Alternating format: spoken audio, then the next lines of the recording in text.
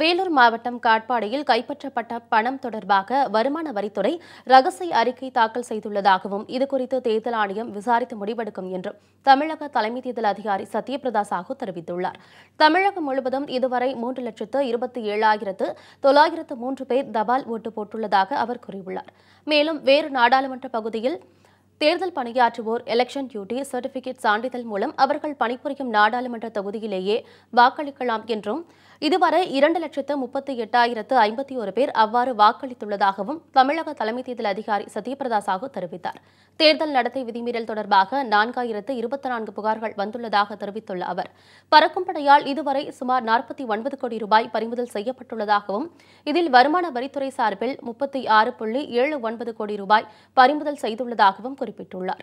அதேபோல் தங்கம் 807 கிலோ, வெள்ளி 482 கிலோ என 228 கோடி ரூபாய் மதிப்பிலான பொருட்களும் பறிமுதல் செய்துள்ளதாக அவர் தெரிவித்துள்ளார். தமிழகம் முழுவதும் இதுவரை பறிமுதல் செய்யப்பட்ட 113 கோடி ரூபாயில் 52 கோடி ரூபாய் அதன் உரிமையாளர்களிடம் திருப்பிக் கொடுத்துள்ளதாக அப்போது அவர் விளக்கமளித்தார். வேலூர் மாவட்டம் காட்பாடியில் கைப்பற்றப்பட்ட பணம் தொடர்பாக தலைமை தேர்தல் ஆணையத்திடம் வருமான வரித்துறை தங்களது ரகசிய அறிக்கையை தாக்கல் செய்துள்ளதாகவும் மேற்படி நடவடிக்கை குறித்து தேர்தல் ஆணையம் விசாரித்து முடிவெடுக்கும் என்றும் சத்யபிரதா சாஹூ கூறியுள்ளார். வாக்குச்சாவடிகளில் மாற்றுத்திறனாளிகளுக்கும் பார்வையற்றவர்களுக்கும் அடிப்படை தேவைகள் அனைத்தும் அமைக்கப்பட்டுள்ளதாகவும் அவர் தெரிவித்தார். ஒவ்வொரு வாக்குச்சாவடிகளுக்கும் ஒரு சக்கர நாற்காலி இருக்க வேண்டுமெனவும் ராம்ப் அமைக்கப்பட வேண்டும் என உத்தரவு பிறப்பிக்கப்பட்டு அதன்படி நடவடிக்கை எடுக்கப்பட்டுள்ளதாகவும் தமிழக தலைமை தேர்தல் அதிகாரி சத்யபிரதா சாஹூ தெரிவித்துள்ளார்.